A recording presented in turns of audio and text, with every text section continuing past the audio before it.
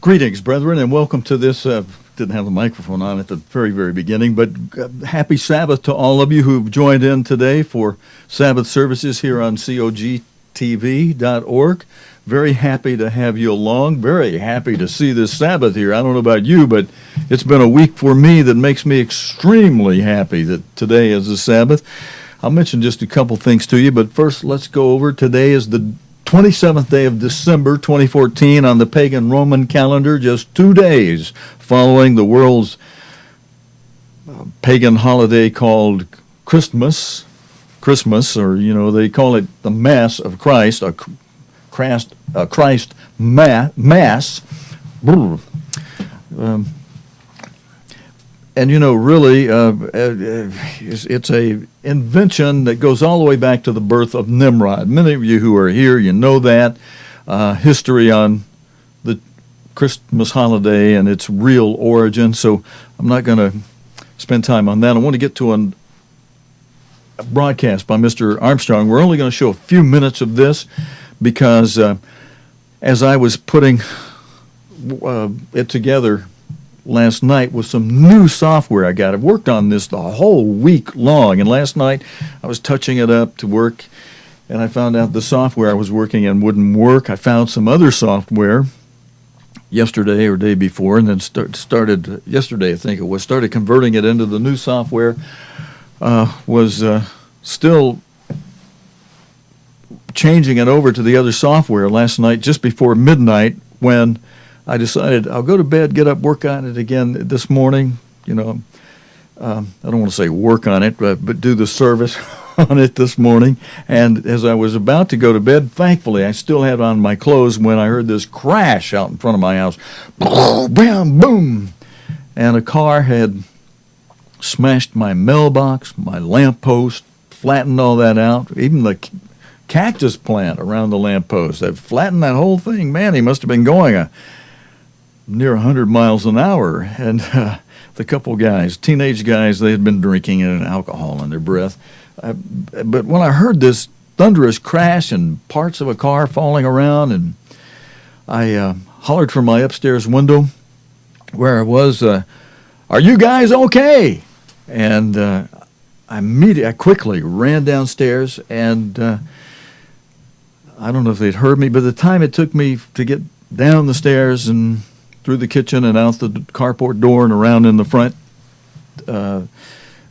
was enough for them to take off down the street. Well, I saw their car stopped down the street, say, eighth to a quarter mile down the street, down the hill.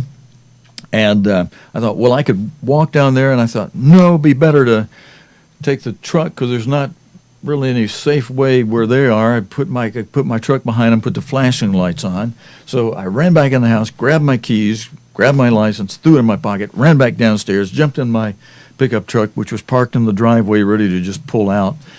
And they had gone. They managed to get their car on and go. So I thought, well, let me see if I can somehow find them because they've just done over $1,000 worth of damage to my property, and their insurance should cover fixing it. So I take off down the road and get to the stop sign down there, turn right where I thought that's probably people that come through my area. They're always going to turn right because my road happens to be a shortcut for a new section down below me that people come through instead of going out to the main road. I'm on a rural road, but people take that rural road to bypass the main road because it's shorter this way. So I turned right, and I thought, hey, there are a couple cars up at the BP gas station at the little, what we call the Virginia Mines groceries here. So I pulled up there, pulled alongside those couple of cars, and sure enough, there's a couple of fellows out front. One of them had his hand was all bloody, and he was trying to fix the front of the car, and it probably wasn't running that well with all the stuff it lost and the damage to it. And so I watched for just a half a minute, and then I just sized the situation up and prayed and said, God, help me deal with this and do it like Jesus Christ would do it and be safe, and you protect me.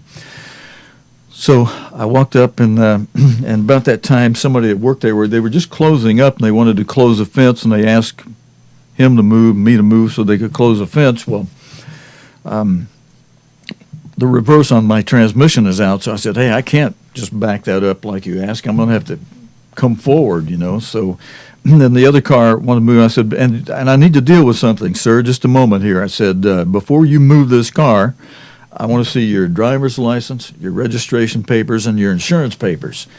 And thankfully, they were cooperative and handed me the papers and their driver's licenses. And I got me some paper, wrote all that down. The owner had called the police, and when the police arrived and they saw that the fellows were cooperating with me, had already agreed, come up, and one fellow works for a construction company, the guy that was driving at the time, and he said, hey, I'll fix that. We didn't know about the lamppost then. He said, fix your mailbox.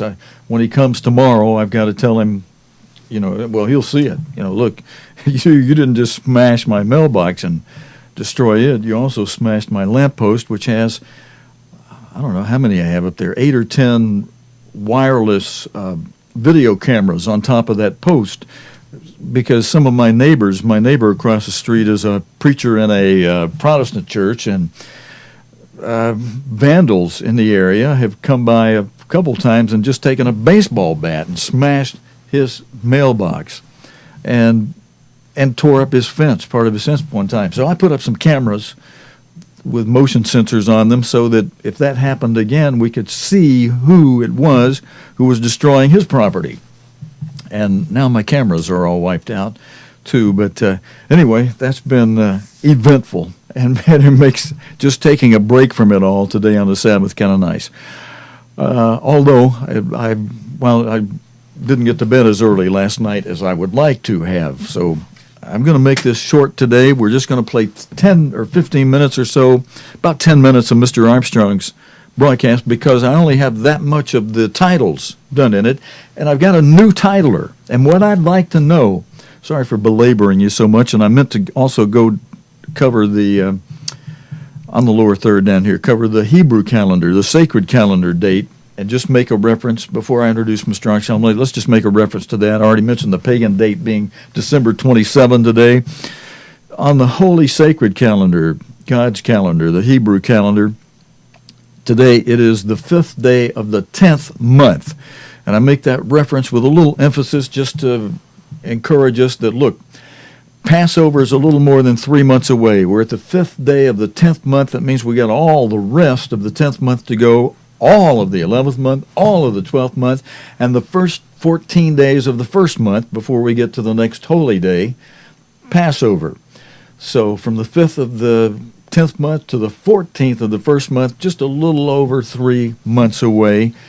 That doesn't mean, we can just relax down and take it easy. We should be examining ourselves on the way to Passover, and hopefully each one of us can say, looking back, I have overcome more this year than I did last year. And if you think, I was already pretty good last year, so, no big deal. I just keep doing what I'm doing. Might be a good time to ask God to show you any blind spots you have, and ask him how we each might please him the more. Because maybe in a certain way we're quote-unquote not sinning here or there, but yet we still might not be doing what it is that God wants us to do and what would please him the more. So we all may have some room for growth, and I'll appreciate your prayers that if I've got any blind spots, God help me see them with mercy and take it easy on me, not too many at one time. you know what I mean. And hopefully you know what I mean. Maybe you've learned that same thing. I ask God for mercy. Hey, spank me with mercy. Keep me in the program. I don't want to be a castaway. I don't want to be left behind to suffer the great tribulation when it comes, which the way things are going looks like it may well, as Mr. Armstrong would also often say, look, things are shaping up, it's coming. But God delayed things, and I believe he delayed things because, brethren, of us, because of you, and that includes and me. We all were asleep. Christ's parable about the 10 virgins says all 10 virgins were sleeping.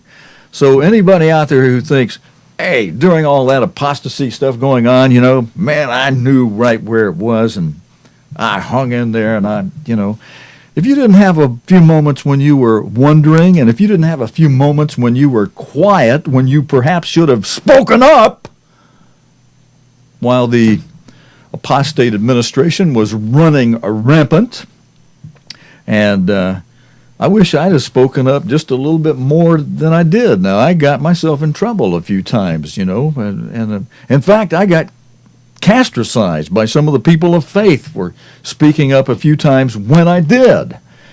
And yet, on the other hand, I had a very few come up to me and say, thank you, Stephen, for speaking up the way you did. So, and there's a balance there, because, you speak up too much, they just, hey, here's the door.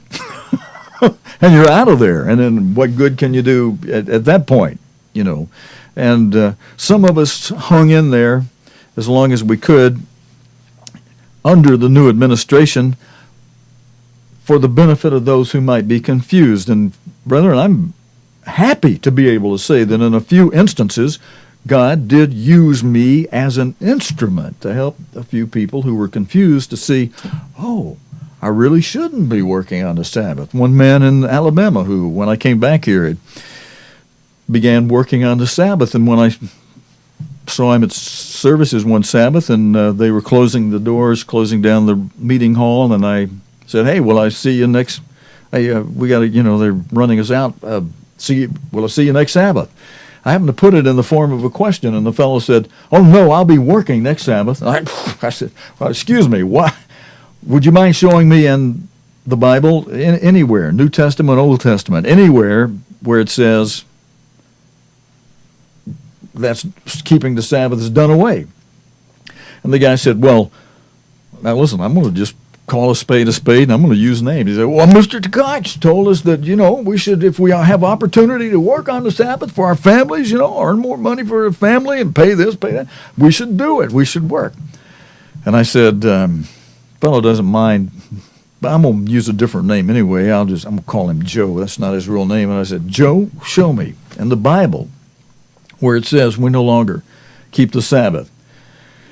And, the second time I asked him the question, instead of going back over, well, Mr. T said this and that, and blah, blah, blah, he just, like a light switch flipped, which I could see God's Spirit working this. He said, I knew since the time I was a little kid, when I'd see those big billboards that the Seventh-day Adventist would put up alongside the highways about keeping the Sabbath, I knew that's what we should do. And I knew I've been feeling a monkey on my back every time I work on the Sabbath.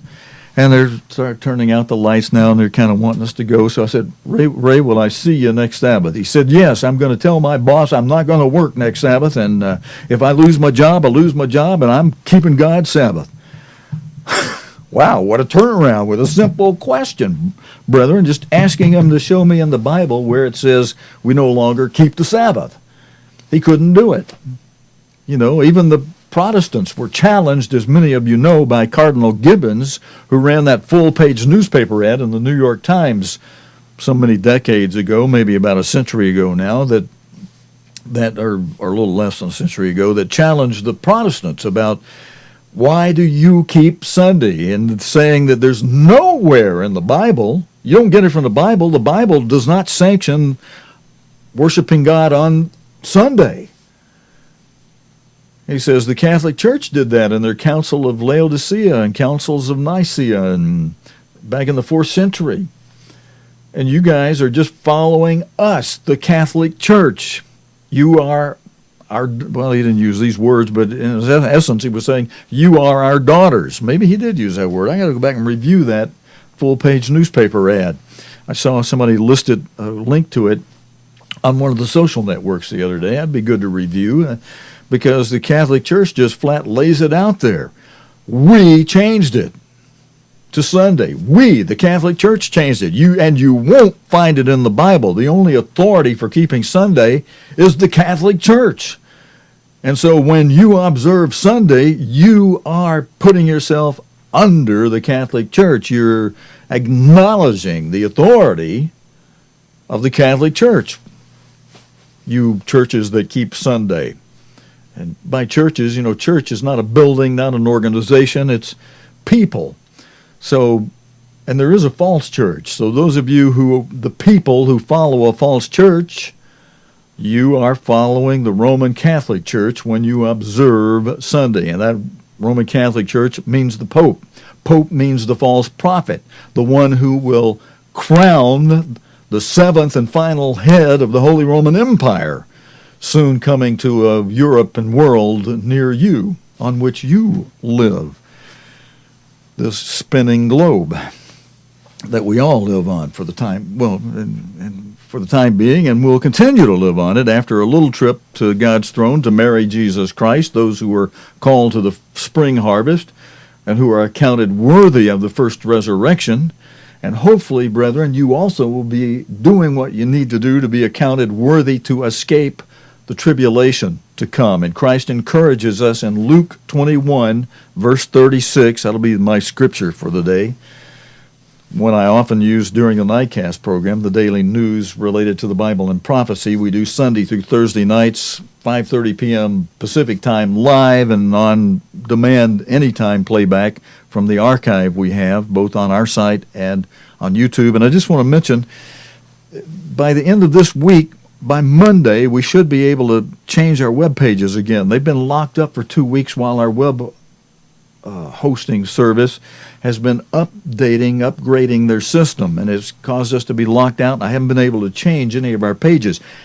Those pages have remained, unchanged for the past couple of weeks, not because I've been being lazy or couldn't get to them, or, I'd get to them even if I have to stay up later, but I couldn't get in there because it's locked out while they're doing their upgrade, and the pages just set static as they are from 2 weeks ago. But as soon as they open that back up, we'll start keeping them current again. I'll probably try to go back for the past couple of weeks and get the YouTube links tied in for each date of the daily news broadcast. But friends, let's get into Mr. Armstrong. And then I'm only, like I said, going to only play about 10 minutes because the rest of the titles are not fixed for the new software yet. But I want to give you an idea what this looks like, and then I may come back and contrast that to the same broadcast I already have in a YouTube archive for our Sabbath service channel with the old scrolling type system. And I'd like to hear from some of you how you like this compared to how we did it the other way. An advantage to this is I can upload this transcript the way we format it to YouTube, which will then allow people to watch this with closed captions that they can change to any one of 163 different languages that YouTube has on its channel that people can select to automatically change those that English closed captioning over to one of 163 languages, of course, including Spanish, including French, including Portuguese, including German, all the major foreign languages, foreign to us who speak English from America and the UK. And if you're in France, of course, English is a foreign language that's not allowed to be spoken inside the French country. Or at least if you're a tourist, if you want any help, you better speak the native language, because in France it's generally been the situation, speak French or die. And I nearly missed my train to Vienna. I've told some of you about that, because as I was trying to ask people in English, hey, what happened to the train to Vienna? It's supposed to be here. Where is it? And, they'd respond in French, and I knew some of those people spoke English, but they were going to make me speak French or miss my train. And thankfully, somehow I figured it out myself. I think God gave it to me at the last moment. Oh, Vienna, that's a German-speaking country. W-I-E-N, as the train's starting to roll out. That's my train to Vienna. W-I-E-N must be Vienna in German. Am I saying that right? Let's see. Yeah, Vienna, the capital of Austria. Not Australia, but Austria, where I was going, and I've made it, by the way, to go see the crown of the Holy Roman Empire on display in the royal treasury in Vienna, as had been announced in the worldwide news that I was reading while I was in Jerusalem. So I decided to fly into France, spend a couple days in France, and then take a train from France through Germany into Austria, and spent a few days, a week, whatever, I was just traveling at that time in Vienna, and go see that crown of the Holy Roman Empire with my own eyeballs and take a picture of it with my own camera, which I did. And I got a nice 35 millimeter slide.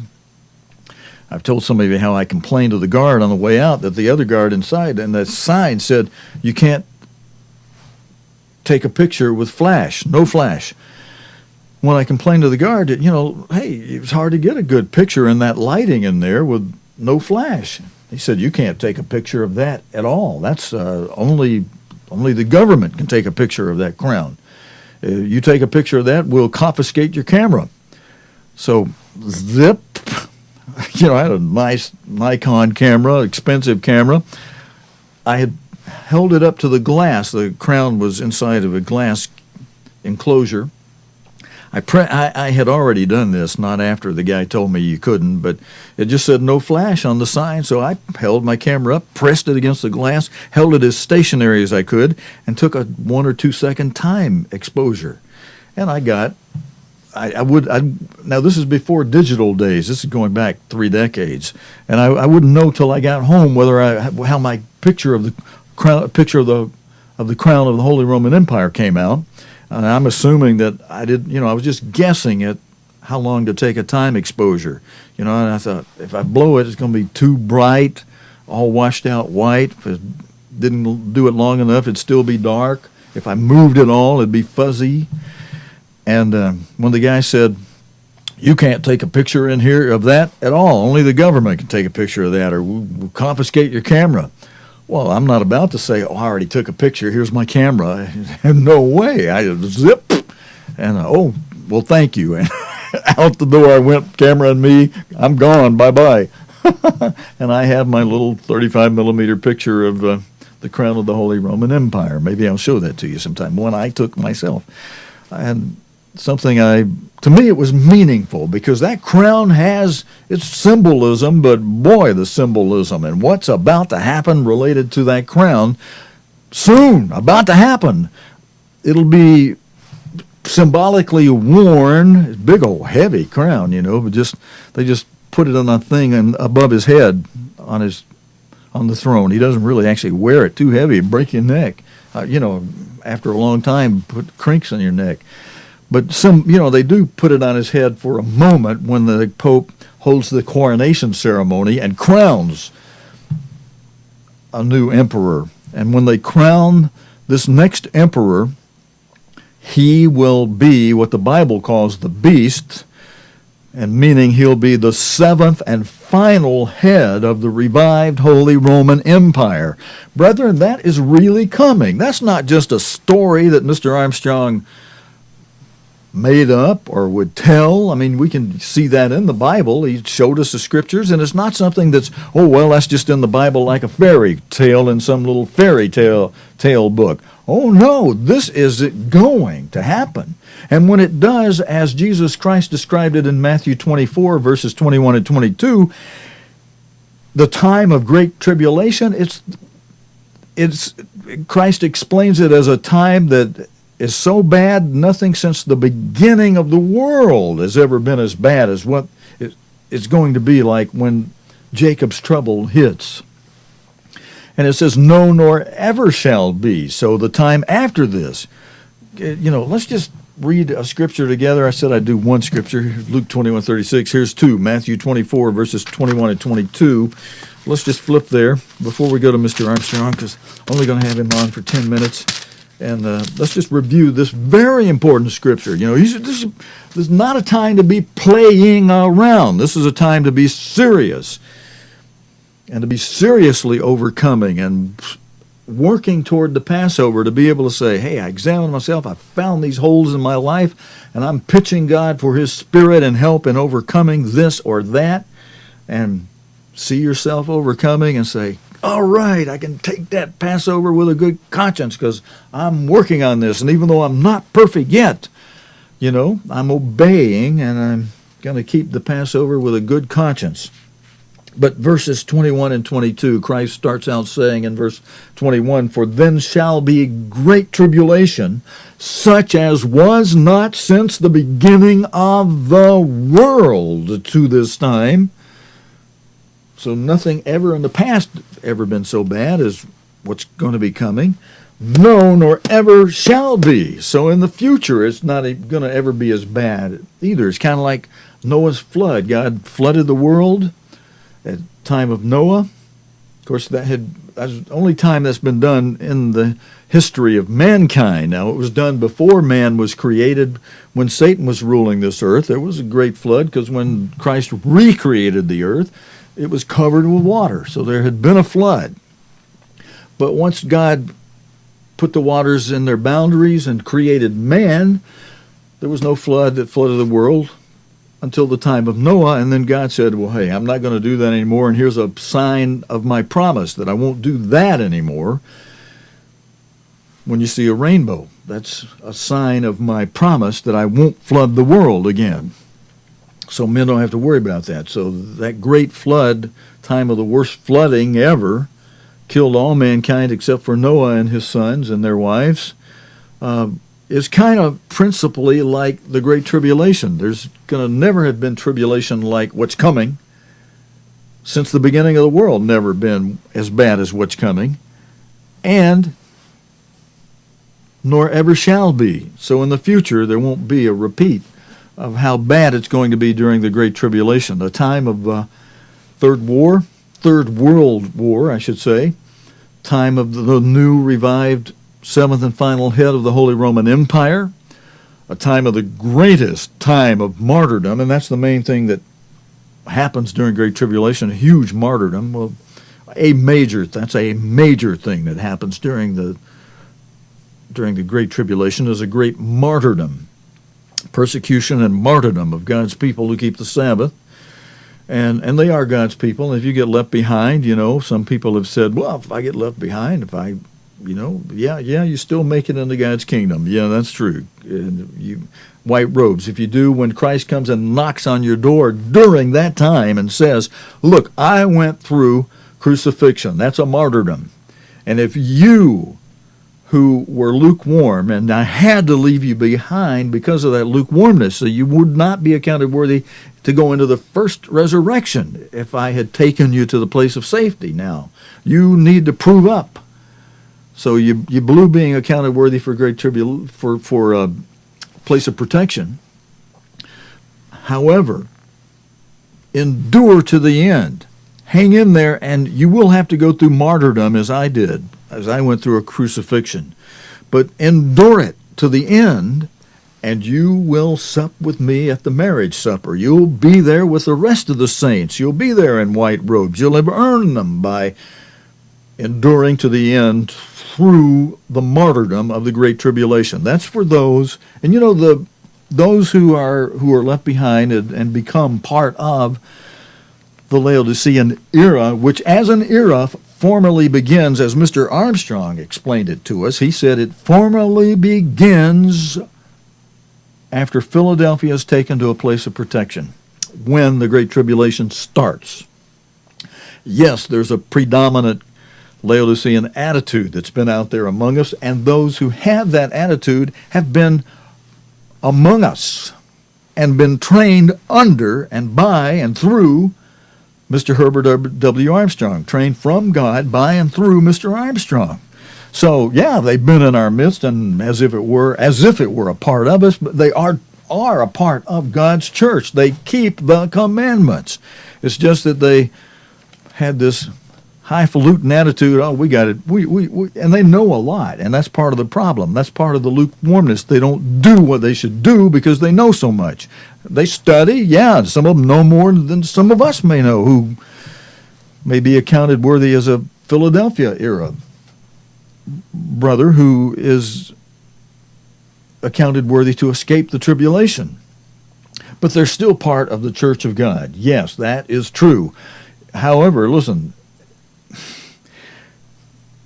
it's a lot better it's a lot better if you go through the pressure cooker now, put your sins out, be fully Philadelphia, and be accounted worthy to escape.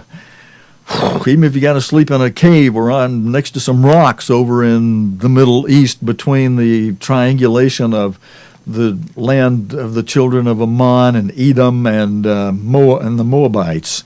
You know, that's a big triangulated area that Daniel 11 mentions.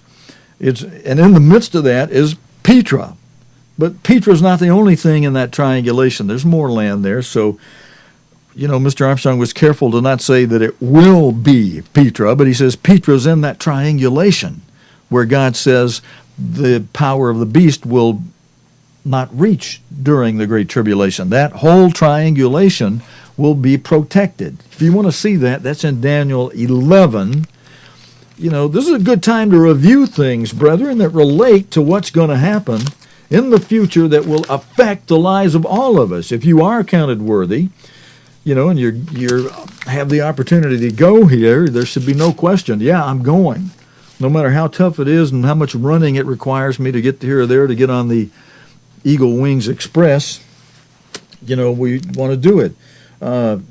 Verse 41 of Daniel 11 discusses that triangulation where it says, back up here so you know what we're talking about. Verse 40, and at the time of the end shall the king of the south push at him, and the king of the north. And listen, if I'm wrong, somebody please tell me, correct me, and help me know this.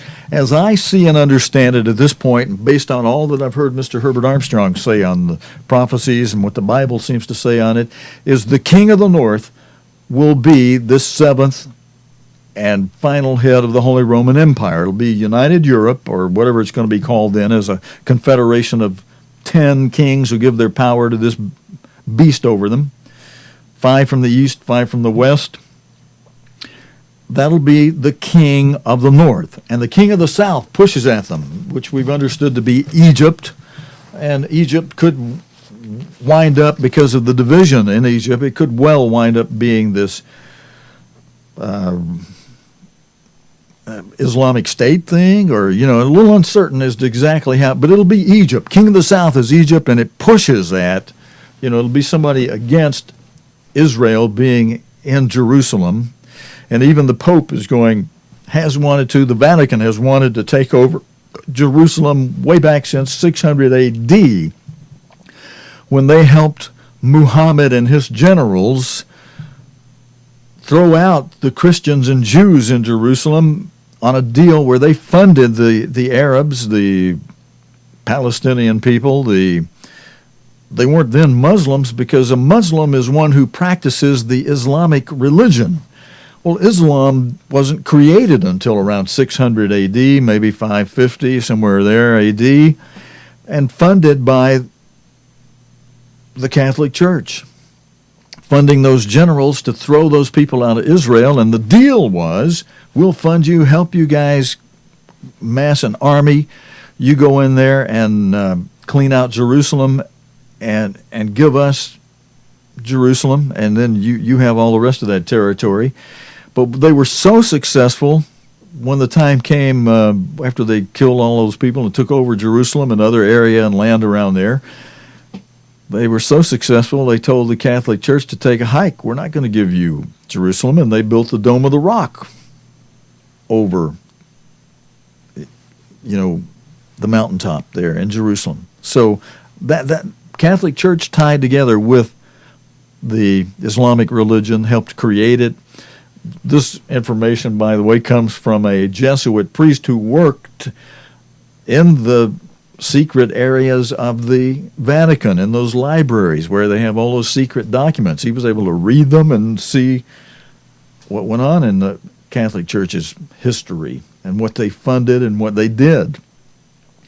And he exposed that. He let that be known. And so, wow, now we know, wow. And they covered over things with Madonna and Mary, see, and they somehow made it relate to how Muhammad and Madonna and that mother and Mary, and they weaved it together in a very clever and creative way so that the Muslims would accept the Catholic affiliation. And yet they also have certain bars. They only treat Christ as if he were a prophet, a low-level prophet, and Muhammad greater than him, Christ. And they kill infidels, those that go whole hog with being called, quote-unquote, Christian. And it's an honor for them to kill an infidel, a Christian. So, brethren, verse 41. Verse 40, I was just explaining, my understanding is that the king of the south is Egypt, king of the north is this coming power in Europe with the seventh and final head, the beast over it. The king of the south will push at Europe and shall come against him like a whirlwind. This is verse 40 now of Daniel 11, and it leads up to the next verse, verse 41, that explains where that triangulation is. That's where I'm taking you. The king of the south shall push against the king of the north and shall come against him like a whirlwind with chariots and with horsemen and with many ships, and he shall enter into the countries and shall overflow and pass over. Now, verse 41. He shall enter into the glorious land, that is Jerusalem, and many countries shall be overthrown, but these shall escape out of his hand, even Edom and Moab and the chief of the children of Ammon, Jordan. So there's your triangulation in verse 41 of Daniel 11, that many countries shall be overthrown, but these shall escape out of his hand. And so the king of the south's great destruction and the king of the north fighting back against the king of the south, those three triangulation areas mentioned in verse 41 of Daniel 11 shall escape out of all of that great tribulation warfare. And that's where Petra is located.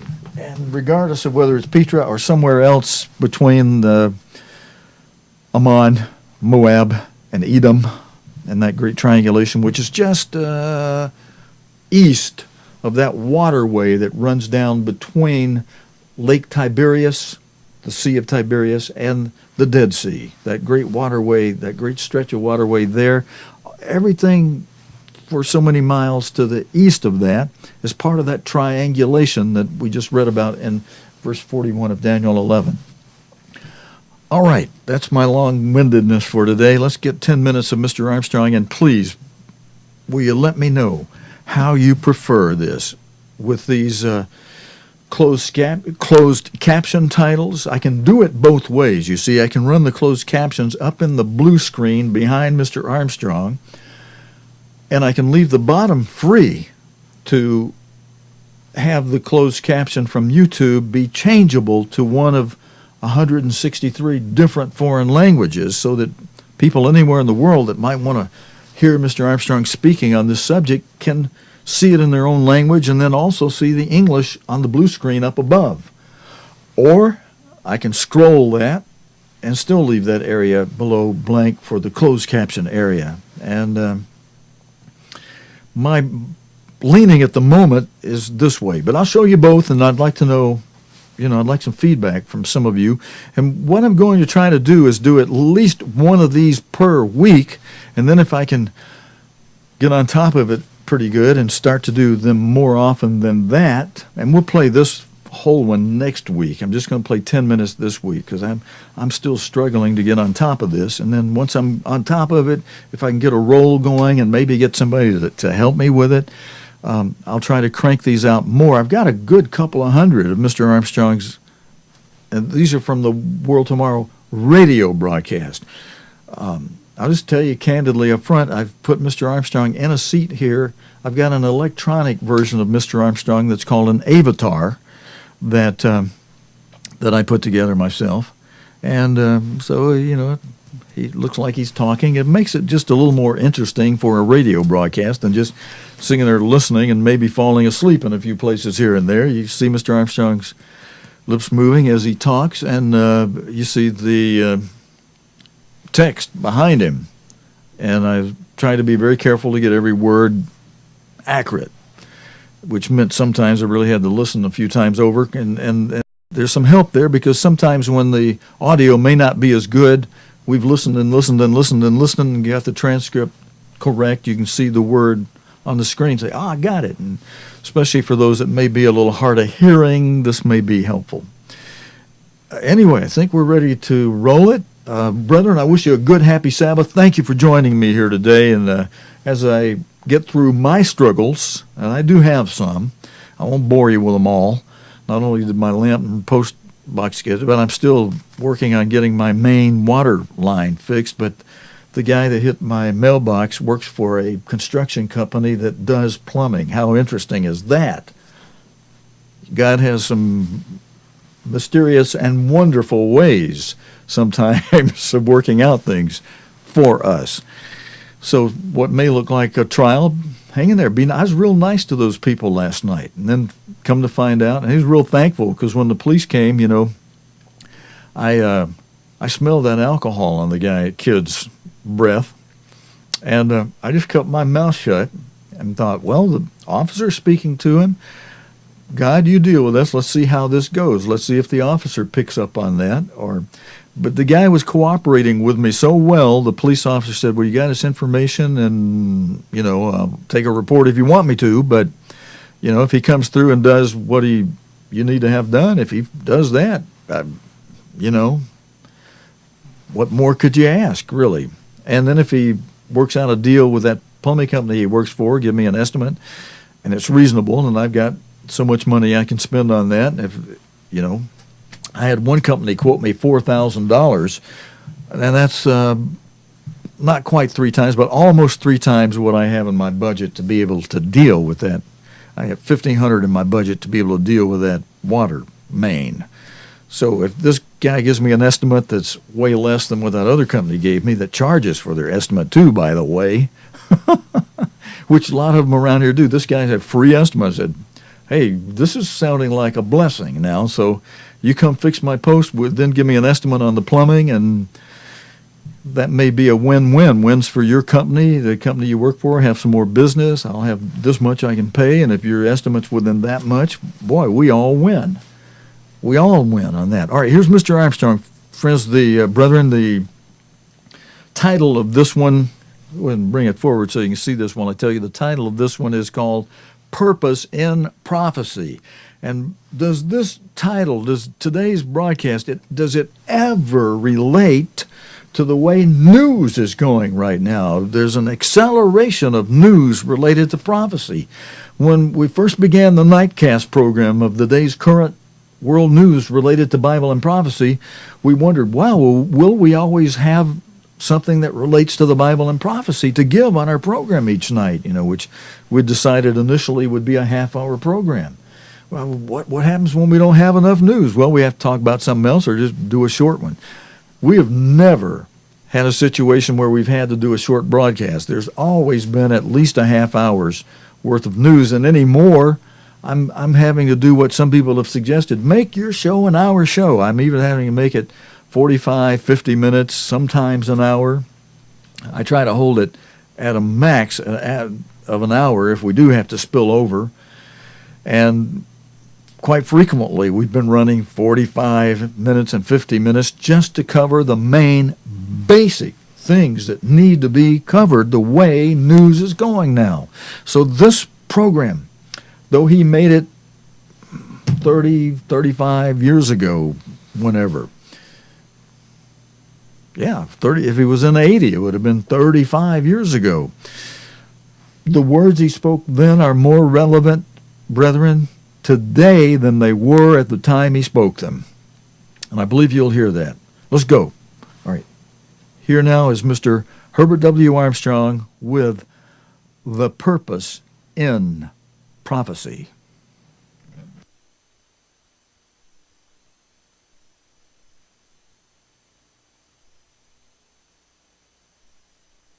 Ladies and gentlemen, greetings. Back in World War II, Winston Churchill addressed the United States Congress.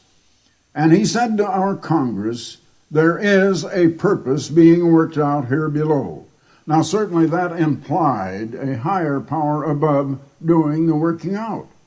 But if there is a purpose being worked out here below, not very many people know anything about it. Not very many people seem to be concerned. If there is a purpose, that purpose has something to do with why you were born, why I was born. How did the human race happen to be on earth? How did we come to be here? We didn't just happen from some happenstance. The first life had to come from life. It didn't come from some unknown process like electrochemical action or some unknown process by resident forces. No mind, no planning, no design. Oh no, my friends, there was planning. There was mind back of it. There was a supreme power and there was purpose. And there is a purpose being worked out here below. Not very many understand it. But the one doing that working out above reveals that purpose to us. Now it's revealed in the world's bestseller. The book that sells more copies than any other book and has been selling that way for the past 100 years and more. And yet it's the book that nobody seems to understand. It's the book that, even if they understand, nobody seems to believe. Because when our Maker speaks, people don't seem to want to believe what God Almighty says. But He tells us why we're here. He tells us what that purpose is. He tells us what is being worked out. Now, 1/3 of the Bible is devoted to prophecy. 1/3 of the Bible is telling us what is going to happen. Some of those prophecies have already been fulfilled right on the dot and precisely as they were given.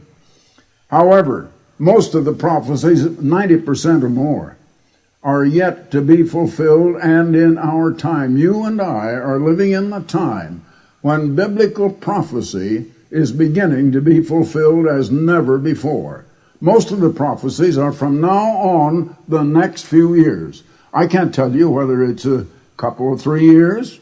I can't tell you whether it's 5 or 10 years. I know it's in this generation, and it's going to affect you and your life. And so you better listen, because you're betting your life on it. Your life depends on what is going to happen. Now, of all of the books of prophecy in the Bible, the very last one is the most mysterious and the least understood of all.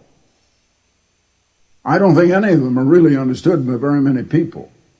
But the book of Revelation, the last book in the Bible, is a book of mystery. It's a book that no one seems to have understood.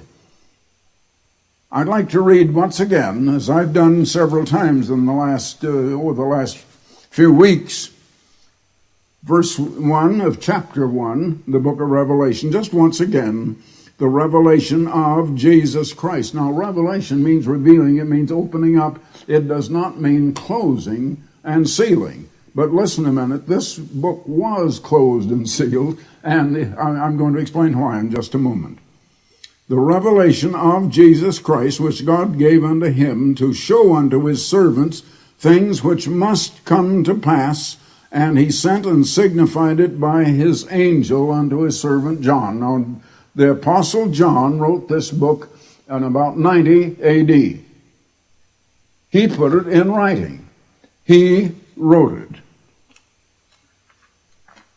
Now, the book, as we see in chapters 4 and 5, was in the form of a long scroll rolled up. Not a book like we have today. We're using books in a different style, a different form today.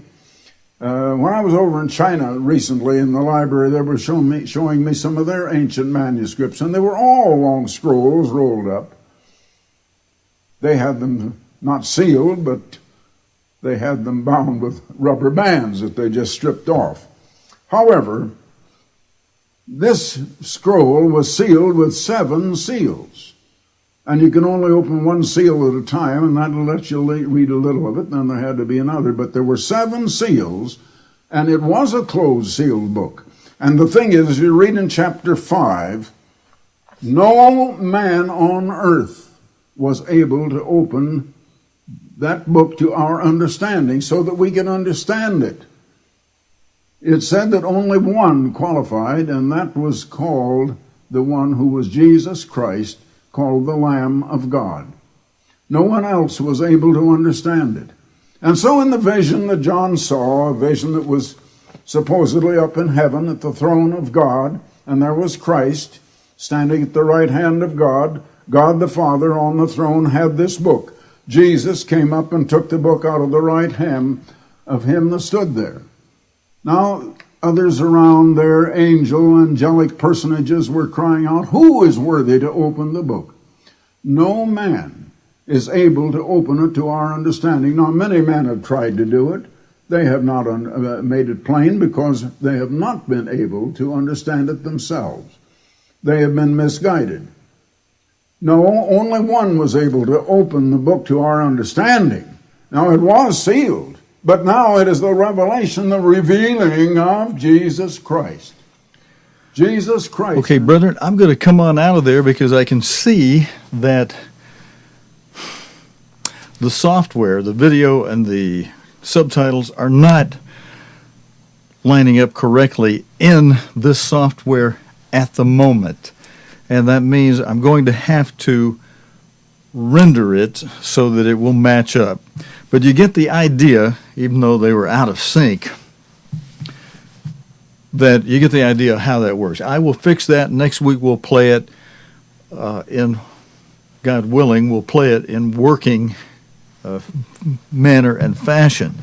Now I'm going to stop this and then show you the one that I've done. Now the one I'm going to show you, let me fix it up while we go over to it. I'm going to play it from YouTube. I already have this loaded in YouTube, and I just need to resize this a little bit. And whoops, I got something in the way here, but I think I can still do it. I have this whole thing in YouTube in this arrangement with the white scrolling text, and that's what I was wanting to compare. You'll just have to pretend that the other text I was showing you was in sync, which by next week I'll have it in sync. And I'd just like to hear from some of you as to, you know, which way you might like it the best, whether this way or the other way, because I can do both. You see, I could do both of these ways. Now, what I'm going to do is play you a little bit of this from YouTube, and then I'll tell you where this is on YouTube. And since it's on YouTube, the whole thing, you could go there and watch this whole thing if you want to go ahead and see this one. I said I'm going to do that. I don't see the link up at the top. It's on now.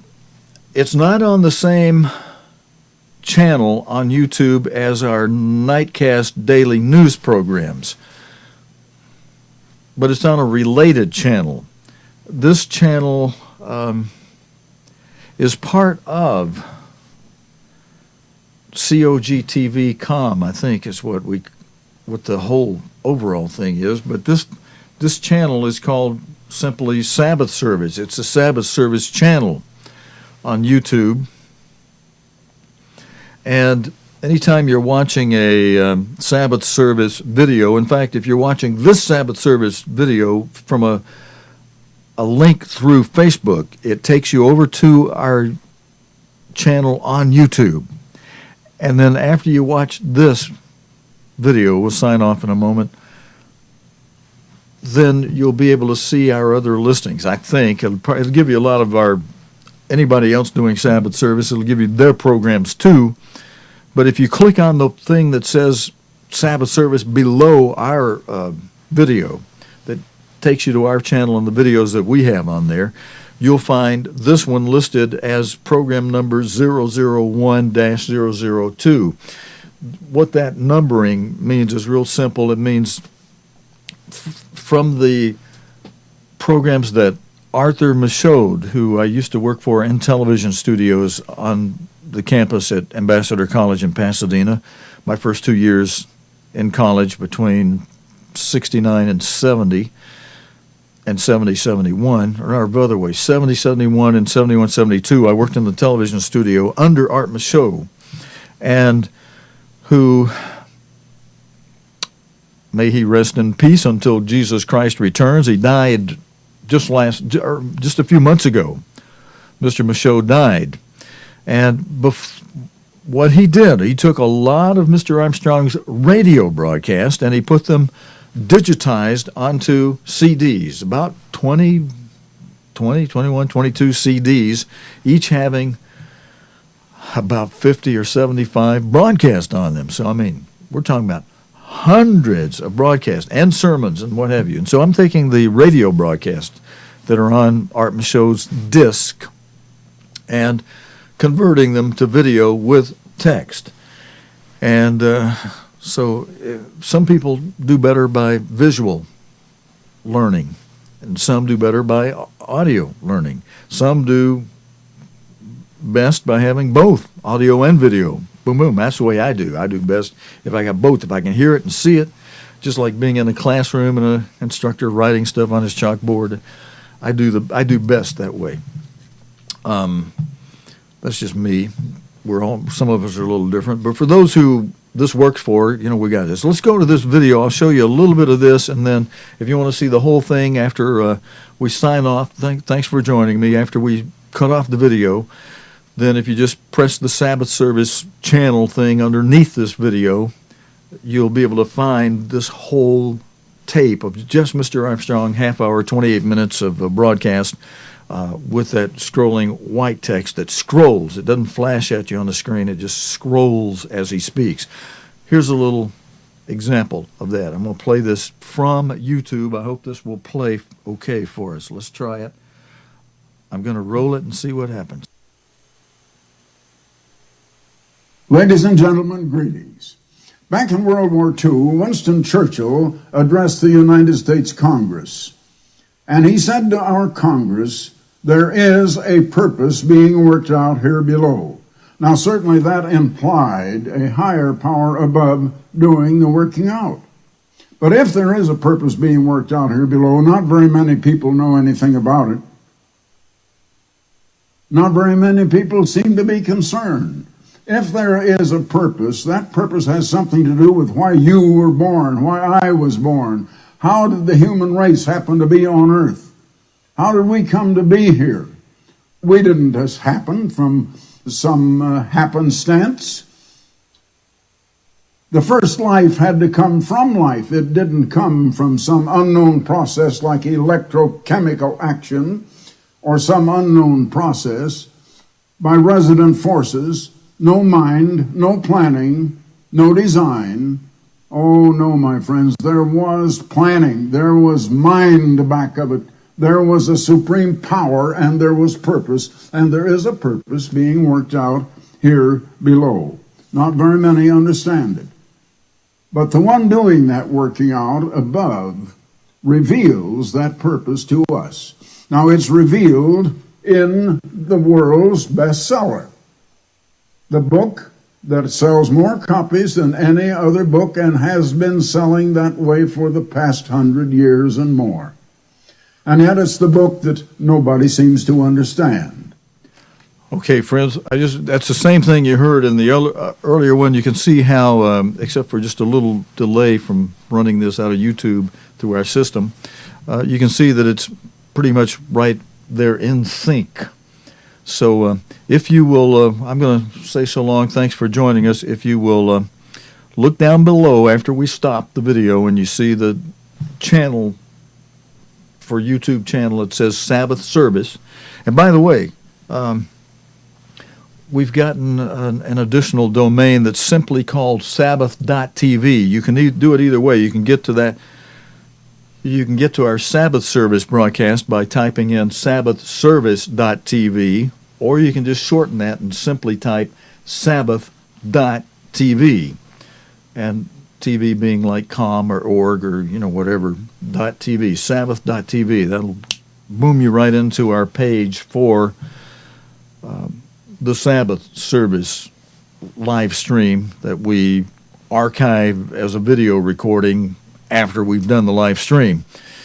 And we're working to get things so that if you're watching on a smartphone, a mobile device, it'll shoot you the mobile signal as opposed to the desktop type signal. And some of you know what I mean by that, where it's optimized to just show you this full screen smaller on your, so everything just fits right in your little mobile device screen. We're working on having two signals, one that'll fill your little mobile screen and not have all that junk on the side that you get on a desktop. Friends, thank you for joining me today on this Sabbath. I hope your struggles are having windows and signs of God intervening for you and providing relief for you as you stay close to Him. And He allowing us to go through some struggles that facilitate growth. And sometimes we see blessing in those things that otherwise appear to be trials. And so God says, take joy in your trials because He's back there. He's with us.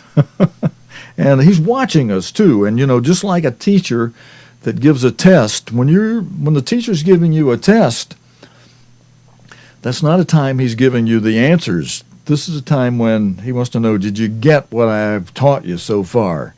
Now you got to report back to me. Did you get it? Of course, if he sees you didn't pass the test, then he can say, well, all right, I need to teach you those areas where you're weak, but I need to know where you are. If you've got it, like Mr. Armstrong used to say when he was teaching us about the two trees, he said, a lot of you are complaining, why do you keep going back over and over and over that again? He gave the example of a preacher that somebody asked that preacher about the subject he was preaching on, and his answer to the people was, I'm going to keep preaching that same subject until you get it.